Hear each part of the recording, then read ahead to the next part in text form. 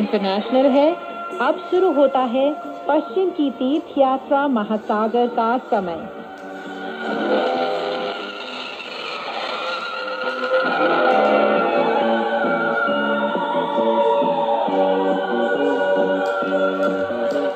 नमस्कार दोस्तों, पश्चिम की तीर्थ यात्रा सुप्रसिद्ध चीनी उपन्यास लेकर हाजिर हूँ मैं मैत्री शर्मा। आज की कहानी इस प्रकार है। दोस्तों, अब तक आपने कहानी में सुना कि युद्ध क्षेत्र से भागकर वह प्रेत आत्मा दक्षिण पूर्व की तरफ बांस पर्वत पर जा पहुंचता है, जहां 9 मील वाली घुमावदार गुफा थी। इसी गुफा में प्रेत आत्मा का पितामह 9 गुने देवत्व वाला आदि मनीषी रहता था। दानवराज उन्हीं से मदद मांगने गया और वयोवृद्ध दानव उसकी मदद के लिए तैयार भी हो गए। चलिए दोस्तों, कहानी को आगे बढ़ाते हैं और सुनते हैं कहानी में आगे क्या हुआ। जब प्रेतात्मा ने यह सुना तो वह अपने आंसू को नहीं रोक पाया। गुस्से में भरकर पांव जमीन पर पटकते हुए उसने गगन भेदी दहाड़ मारी और घृणा और क्रोध से कहा, अरे ओ दुष्ट भिक्षुओं, नृशंस पशुओं, तुम इतने खूंखार कैसे हो सकते हो? तुमने मेरी गुफा प्रासाद को तहस नहस कर डाला है और मेरी प्रिय सुंदरी को जलाकर भस्म कर दिया है। तुमने हमारे घर के सभी छोटे बड़े लोगों को मौत के मुंह में धकेल दिया है। मैं इतना गुस्सा हूँ कि अपने प्राण भी त्याग सकता हूँ। तब वयोवृद्ध दानव ने अनुरोध किया कि वह कपिल सिंह को काबू में करे और कहा, प्रिय पौत्र, जो हो गया सो हो गया। परेशान होने से तुम्हें कोई फायदा नहीं होगा। अब तुम्हें अपनी पूरी शक्ति बटोर कर उन भिक्षुओं को नगर में जाकर पकड़ लेना चाहिए। प्रेतात्मा ने रोते रोते जवाब दिया, पूज्य पितामह, मेरा यह पर्वत प्रासाद एक दिन में थोड़े ही बना था। उन दुष्ट खलवाट भिक्षुओं ने सब कुछ भस्म कर दिया है। ऐसी हालत में मेरा जीवन अब बेकार हो गया है। यह कहकर वह फूट पड़ा और आगे बढ़कर बार बार अपना सिर खट्टान-दार पटकने लगा। जब हिम सिंह और वानर सिंह ने उसे चुप कराने की बहुत कोशिश की, तब कहीं वह शांत हुआ। इसके बाद वे लोग गुफा से नगर की तरफ चल पड़े। प्रचंड आंधी और घनी धुंध के साथ वे दानव नगर के पास पहुंचे। नगर प्राचीर के बाहर रहने वाले सभी लोग उन्हें देखकर इतने डर गए कि उन्होंने अपना सामान वहीं छोड़ दिया और बाल बच्चों को घसीटकर नगर के अंदर भाग गए। जब सब लोग अंदर चले गए तो नगर के दरवाजे बंद कर दिए गए। तब राजा के समक्ष यह सूचना दी गई कि नगर पर विपत्ति आने वाली है।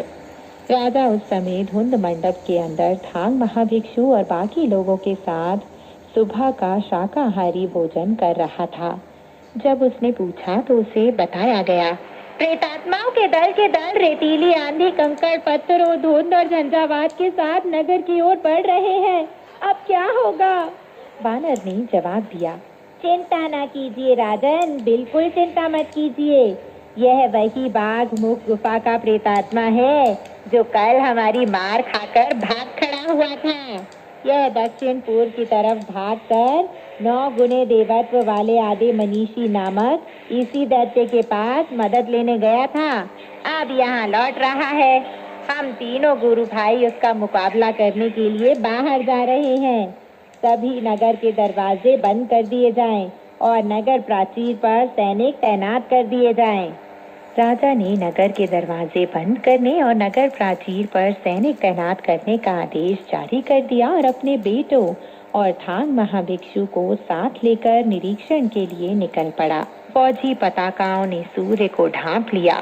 तोपों की गर्जना आकाश को छूने लगी। वानर, शूकर और भिक्षु रीतात्मा ने उफनती आंधी और घुमड़ते बादलों के बीच शत्रु से लोहा लेने नगर से प्रस्थान कर दिया।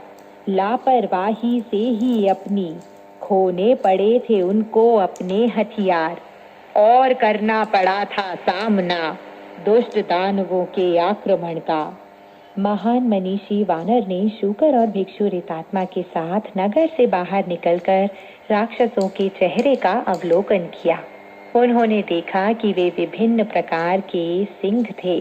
कपिल सिंह प्रेतात्मा उनका नेतृत्व कर रहा था। उसके बाईं ओर तेंदुआ सिंह और गजमर्दक सिंह, दाहिनी ओर ग्रेफन सिंह और रैकून श्वान सिंह और पीछे की ओर वानर सिंह और हिम सिंह तैनात थे। उनके बीचों बीच 9 सिर वाला सिंह विराजमान था। राक्षस हरित मुख 9 सिर वाले सिंह के ठीक पीछे खड़े होकर कढ़े फूलों वाले किम खाप का छत्र उठाए हुए था। धूर्त सनकी और सनकी धूर्त लाल झंडे हाथ में उठाए हुए थे। शूकर बड़े अशिष्टतापूर्ण ढंग से उनके पास जाकर जोर से गाली गलौज करने लगा। अरे ओ दुष्ट राक्षसों, तस्करों, बहुमूल्य निधियों के लुटेरों, तुम इन झबरेले प्रेतात्मा से मदद लेने के लिए वहाँ क्यों गए?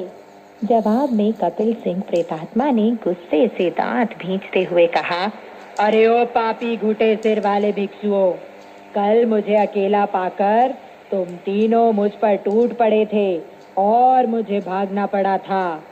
मेरा गुफा महल भस्म करने, मेरा पर्वत निवास तहस नहस करने और मेरे परिवार जनों की हत्या करने की जगह क्या तुम्हें कोई अच्छा काम नहीं सोच सकता था? मेरे दिल में तुम लोगों के लिए सागर के समान गहरी नफरत भरी हुई है।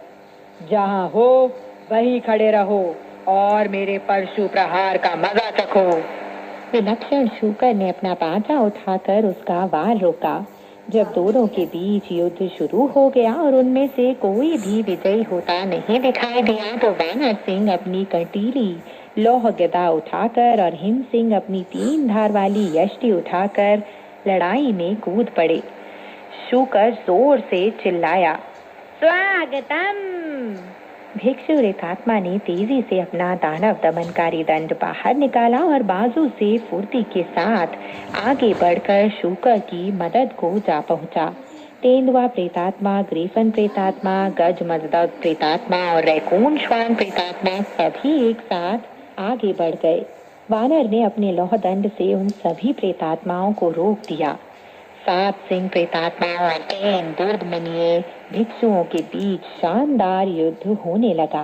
प्रेतात्माओं के साथ लड़ते लड़ते महान मनीषी वानर राज और उसके दोनों गुरु भाइयों को जब लगभग आधा दिन बीत गया तो रात हो गई।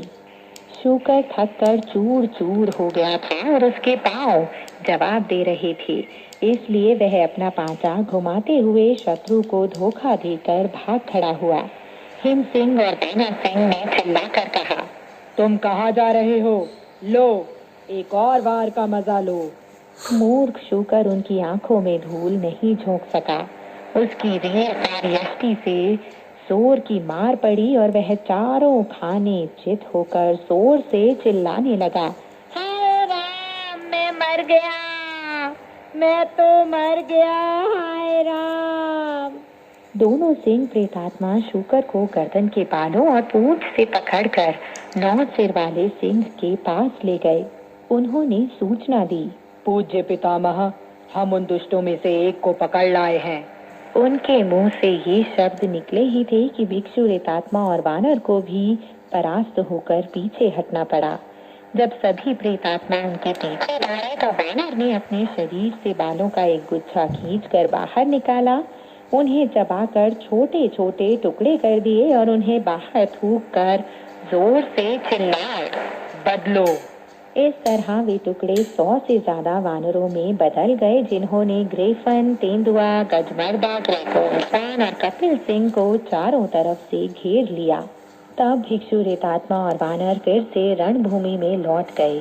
उस रात कुछ समय बीतने के बाद उन्होंने तेंदुए और ग्रीफन को पकड़ लिया और रैकून श्वान और गजमर्दक भाग गए। जब कपिल सिंह ने वयोवृद्ध दानव को यह समाचार दिया कि 2 सिंह लापता हो गए हैं तो उसने आदेश दिया, शूकर को बांध दो पर मारो मत। जब वे लोग हमारे दोनों सिंहों को वापस लौटाएंगे तभी हम भी उनके शूकर को वापस लौटाएंगे। अगर उन्होंने हमारे सिंहों की जान लेने की मूर्खता की तो हम भी शूकर की जान लेकर बदला लेंगे। उस दिन सभी राक्षसों ने नगर के बाहर ही रात काटी।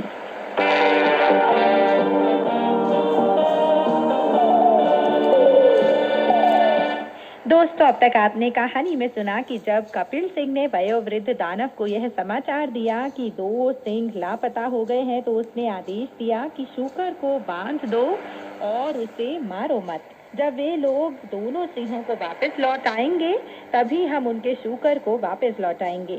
इसके बाद उस दिन सभी राक्षसों ने नगर के बाहर ही रात काटी। चलिए दोस्तों, कहानी को आगे बढ़ाते हैं और सुनते हैं कहानी में आगे क्या हुआ। महान मनीषी वानर राज दो सिंह प्रेतात्माओं को उठाकर नगर प्राचीर के पास ले गया था। वहां राजा ने उसे देखकर आदेश दिया कि नगर दरवाजे तुरंत खोल दिए जाएं। 20-30 अधिकारियों को रस्सियों के साथ बाहर भेजा गया ताकि वे सिंह प्रेतात्माओं को बांधकर नगर में ले आएं। तब महान मनीषी वानर राज ने अपने तिलिस्मी बालों को वापस ले लिया और भिक्षु रेतात्मा के साथ सीधा प्राचीर बुर्ज में जा पहुंचा, जहां थांग महाभिक्षु मौजूद था। सांतांग बोला, शिशिवर, यह बड़ा भयंकर संघर्ष है। क्या उनंग अभी जिंदा है?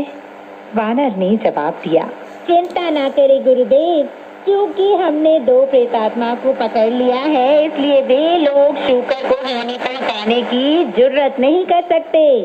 उन्हें कस कर बंधवा दीजिए। कल सुबह मैं शूकर के साथ उनकी अदला बदली कर लूंगा।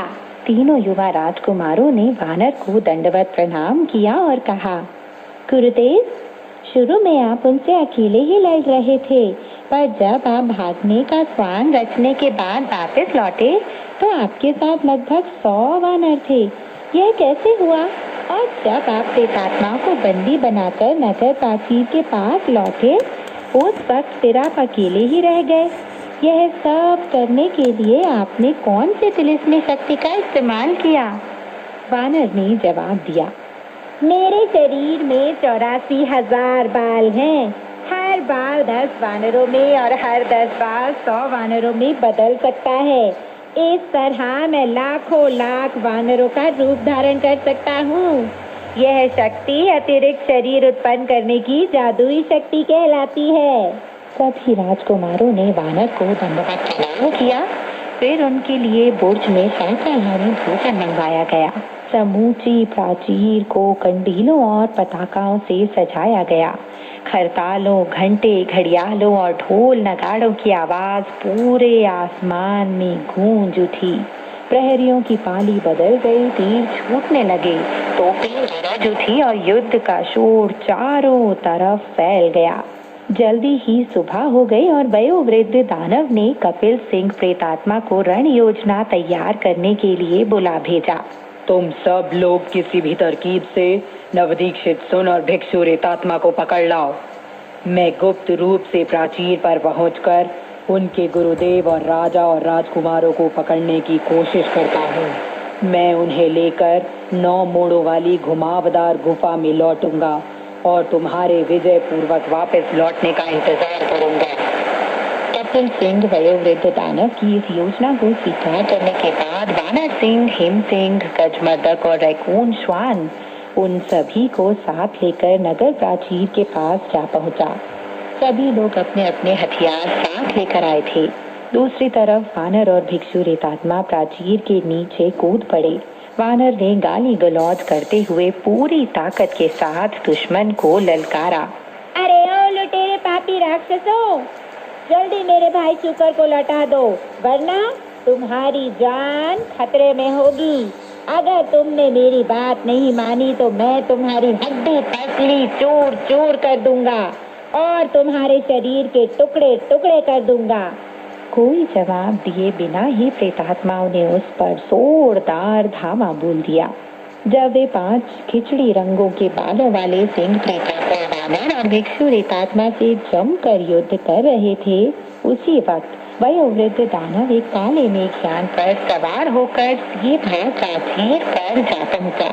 वहां पहुंचकर उसने अपना 9 मुहा सिर जोर से हिलाया, जिससे वहां मौजूद सैनिक और असैनिक अधिकारी और प्राचीर की रक्षा के लिए तैनात सैनिक सभी इतने डर गए कि वे सभी डर कर नीचे गिर गए।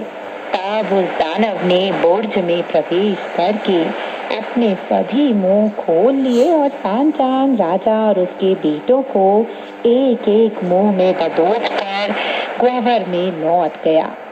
वहां अपने 9 मुंहों में से एक मुंह में उसने शूकर को भी दबोच लिया। उसने अपने एक मुंह में थांग महाभिक्षु को, एक मुंह में शूकर को, एक मुंह में राजा को, एक मुंह में सबसे बड़े राजकुमार को, एक मुंह में दूसरे राजकुमार को और एक मुंह में तीसरे राजकुमार को एक साथ दबोच लिया। उसके 3 मुंह अब भी खाली थे। उन्हें पूरा खोलकर वह जोर से गरजा, मैं आगे जा रहा हूँ। अपने पितामह की जीत से प्रोत्साहन पाकर पांचों सिंह प्रेतात्मा युद्ध में और ज्यादा सक्रिय हो गए। जैसे ही वानर ने प्राचीर से चीखने चिल्लाने की आवाजें सुनी और उसे यह एहसास हुआ कि उसने धोखा पाया है, तो उसने भिक्षु प्रेतात्मा को जोर से पुकार कर सावधान किया और अपनी भुजा की सभी बाल उखाड़ कर उन्हें मुंह में डाल दिया। फिर उन्हें चबाकर बाहर थूक दिया। इस तरह जिन 1000 से ज्यादा छोटे छोटे वानरों का जन्म हुआ, उन्होंने शत्रु को घेर कर आक्रमण कर दिया। उन्होंने वानर सिंह को धराशायी कर दिया, हिम सिंह को जिंदा पकड़ लिया, गजमर्दक सिंह को बंदी बना लिया, रैकून श्वान सिंह के दांत खट्टे कर दिए और कपिल सिंह को जान से मार डाला। लेकिन जब भारी शोर के बीच वे नगर प्राचीर की तरफ लौट रहे थे, तो हरित मुख धूर्त सनकी और सनकी धूर्त मौका देखकर भाग निकले। प्राचीर पर तैनात अधिकारियों ने वानर और भिक्षु प्रेतात्मा को आते देखा तो उन्होंने नगर दरवाजे खोल दिए। पांचों सिंह प्रेतात्मा को रस्सी से बांध दिया और उन्हें नगर में ले गए। लेकिन उनसे निपटने से पहले ही नगर की महारानी प्रकट हो गई, जो रोती बिलखती सिसकती हुई बोली, परम पावन गुरुजनों, राजकुल महामान्य विहानदेश, हमारे पुत्र और आपके गुरुदेव परलोक से धार चुके हैं। उनके बिना हमारे इस नगर के लोग कैसे जिंदा रह सकेंगे। अपने तिलिस्मी बालों को वापस लेने के बाद वानर ने झुककर महारानी का अभिवादन किया और बोला, परेशान ना हो महारानी, क्योंकि मैंने उसके 7 सिंह प्रेतात्मा को बंदी बनाया हुआ है, इसलिए वयोवृद्ध दानव मेरे गुरुदेव को, राजकुल महामान्य को और आपके सुपुत्रों को अपने सम्मोहनकारी जादू के जरिए उठा ले गया है। मुझे पूरा यकीन है उनका बाल भी बांका नहीं होगा। मेरा गुरु भाई और मैं कल सुबह सवेरे ही उस दानव के पर्वत निवास पर जाएंगे। मैं आपको यकीन दिलाता हूँ कि हम उस बूढ़े दानव को पकड़ लेंगे और आपके राजा और तीनों राजकुमारों को छुड़ा लाएंगे। जब महारानी ने और उसके साथ आई स्त्रियों ने यह सुना तो उन्होंने झुककर प्रणाम किया और वानर से कहा, हम भगवान से प्रार्थना करते हैं कि राजकुल महामान्य और उनके पुत्र सकुशल लौट आए और हमारा राजवंश सुरक्षित रहे। यह कहने के बाद सभी स्त्रियां आंखों से आंसू बहाते हुए राजमहल में लौट गईं। वानर ने अधिकारियों को आदेश दिया, जिस कपिल सिंह प्रेतात्मा को हमने मौत के घाट उतार दिया है, उसकी खाल खींच लो और जो 6 प्रेतात्मा अभी जिंदा हैं, उन्हें अच्छी तरह बांध दो और ताले में बंद कर दो। हमारे सोने से पहले कुछ शाकाहारी भोजन ले आओ। चिंता करना छोड़ दो, मैं यकीन दिलाता हूँ कि कुछ नहीं होगा। अगली सुबह महान मनीषी वानर राज एक मंगलकारी मेघयान में भिक्षु प्रेतात्मा को आसमान में ले गया, जहाँ से जल्दी ही वे दोनों बांस पर्वत के शिखर पर जा पहुँचे। जब उन्होंने अपना मेघयान नीचे उतारकर चारों तरफ देखा तो उन्हें यह अद्भुत नजारा दिखाई दिया। जब वे दोनों पर्वत पर खड़े होकर वहां के प्राकृतिक नजारे को देख रहे थे, तभी अचानक चट्टानों के बीच से हरित मुख प्रकट हो गया। उसके हाथ में एक छोटा सा दंड था। वानर ने जोर से पुकारा, तुम कहाँ जा रहे हो? मैं आ गया हूँ। यह सुनकर दानव इतना ज्यादा डर गया कि वह गिरता पड़ता संकरी घाटी में भाग गया। वानर और भिक्षु प्रेतात्मा ने उसका पीछा किया, लेकिन वे यह पता नहीं लगा पाए कि वह अचानक कहाँ गायब हो गया था। जब वे और आगे गए और वहां आसपास खोज की, तो उन्हें एक गुफा महल दिखाई दिया जिसके बाहर पत्थर का फाटक बना हुआ था। फाटक मजबूती से बंद था। फाटक के ऊपर मोटे मोटे अक्षरों में लिखा था, 9 मोड़ों वाली घुमावदार गुफा, महाबली बांस पर्वत।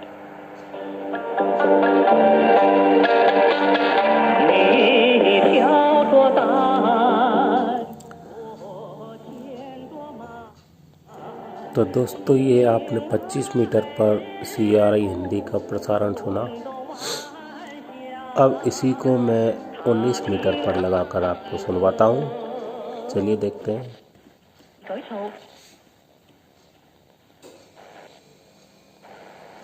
मैं श्री शर्मा फिर हाजिर होंगी। तब तक के लिए नमस्कार, बाय बाय।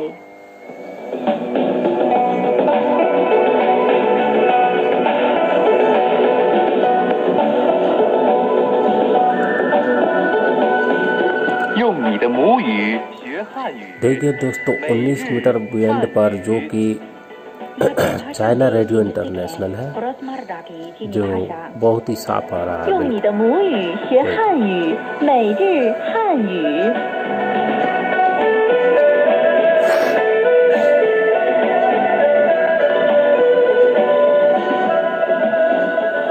ये चाइना रेडियो इंटरनेशनल है। श्रोताओं को सावधान की नमस्ते। श्रोताओं को राकेश्वर का भी नमस्कार। रोजमर्रा की चीनी भाषा कार्यक्रम सुनने के लिए आपका हार्दिक स्वागत। दोस्तों, पिछले पाठ में हमने मुख्य तौर पर चीन में किराए पर मकान लेते समय इस्तेमाल किए जाने वाले वाक्यों पर विचार किया था। अब आज के पाठ के मुख्य वाक्य। नंग सांग वांग मा, क्या इंटरनेट पर जाया जा। दोस्तों, आज 30 अक्टूबर 2025 है और ये सुबह का प्रसारण है। भारतीय समय के अनुसार 8:30 से 9:30 होता है, जो 19 मीटर बैंड पर और 25 मीटर पर, 16 मीटर पर और यहाँ 21 मीटर पर भी आता है। लेकिन अभी आज के दिन कुछ प्रसारण बंद है। 25 मीटर और 19 मीटर वाले प्रसारण आ रहे हैं। अब शायद ऐसा लगता है इनकी जो कि मीटर बैंड है वो चेंज कर दिए गए हैं। इस वजह से कुछ एक दिनों में उनकी डिटेल्स आ जाएगी। तो ये जो 19 मीटर बैंड है, ये पहला वाला जो 15,350 किलोहर्ट्ज़ था, वो ये यही है। इसमें कोई परिवर्तन नहीं हुआ है। सबसे बढ़िया कवरेज इसी की आती है और यही सबसे साफ चलता है या नहीं। और इसलिए मैं ये सवाल, अलग अलग एरिया के हिसाब से कवरेज अलग अलग हो सकती है, लेकिन हमारे एरिया में जो 19 मीटर बैंड है, यह सबसे साफ चलता है। ये राजस्थान का भरतपुर डिस्ट्रिक्ट है, इसलिए ये जानना ही चाहिए। आप चीनी में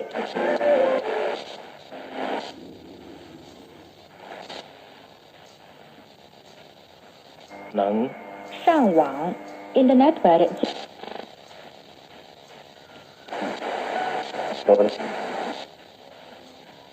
इसके बारे में ठीक है।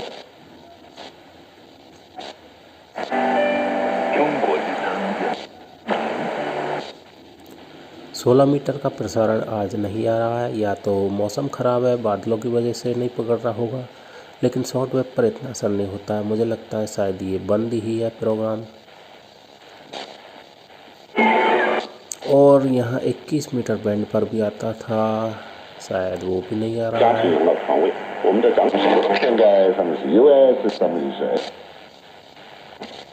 यहाँ इसमें लिखा हुआ नहीं है, लेकिन यहाँ 21 मीटर के प्रसारण आते हैं। आप देखिए, ये 19 मीटर के और थोड़ा सा गैप होने के बाद यहाँ 21 मीटर के, ये 21 मीटर के हैं और 25 मीटर के ये यहाँ से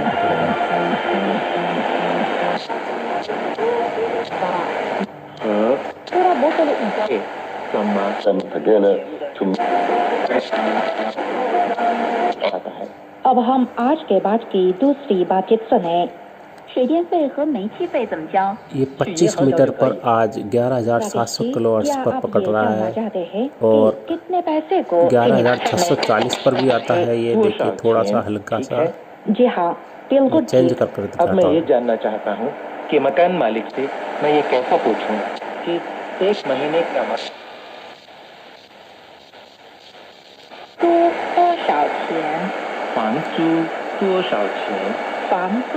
मकान का किराया, ये देखिए दोस्तों 11,640 पर है और इसके बाद 11,700 पर थोड़ा सा चलाने पर थोड़ा सा क्लियर आता है। मकान देखिए का किराया कितना है? 房租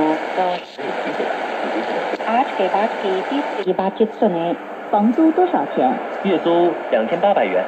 शाओथांग जी, मकान ले लेने पर अनुबंध पर हस्ताक्षर भी करने होते हैं, तो चीनी में इस बात को कैसे पूछा जाएगा कि हम ये 11,700 पर जो कि 11,640 है उससे थोड़ा क्लियर चलता है। ये 25 मीटर बैंड है और 19 मीटर बैंड पर ये सबसे ज़्यादा क्लियर चलता है।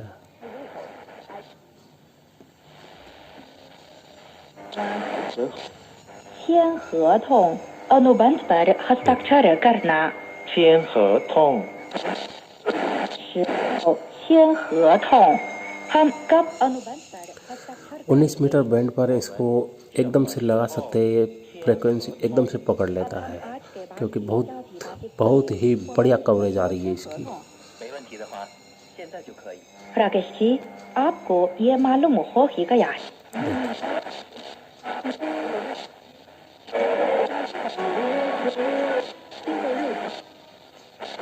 बात आपसे ये कह सकते हैं, 我给你开个 मेरे रेडियो की ये जो इसकी सुई है ट्यूनिंग की, इसमें थोड़ा शायद भीतर इसका जो धागा होता है वो ढीला है, इस वजह से ये टेढ़ी मेढ़ी हिलती रहती देखिए, इसलिए झटके भी खाती है थोड़ा। इसको इसलिए मिलाने में परेशानी आती है। मैं सिर्फ इस डायल से ही इसको मिलाता हूँ, वो झटके खाकर कभी आगे कभी पीछे रह जाती है। मैं आपको देखिए। रसीद लिख देता हूँ। अब हम आज के बाद की 5वीं बातचीत सुने। 3个月的房租。好的，我给你开的收据。 अच्छा छोटा दोस्तों, आज का पाठ यहीं तक। अब शाधा और राकेश वत्स को आज्ञा दें। नमस्कार। नमस्कार।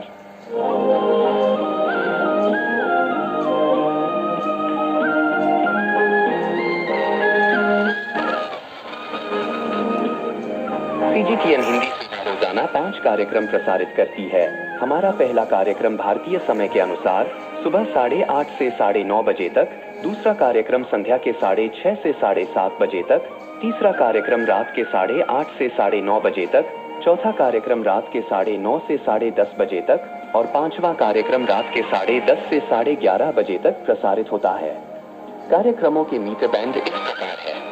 सुबह 8:30 से 9:30 बजे 13,720 किलोहर्ट्ज, शाम 6:30 से 7:30 बजे 9,635 किलोहर्ट्ज, रात 8:30 से 9:30 बजे तक 7,225 किलोहर्ट्ज, रात 9:30 से 10:30 बजे 7,395 किलोहर्ट्ज, रात 10:30 से 11:30 बजे 1,269 किलोहर्ट्ज। अब इंटरनेट पर सीजीटीएन की हिंदी वेबसाइट भी खुली हुई है। इसे देखने के लिए हम आपका हार्दिक स्वागत करते हैं। हमारी वेबसाइट का पता है hindi.cgtn.com।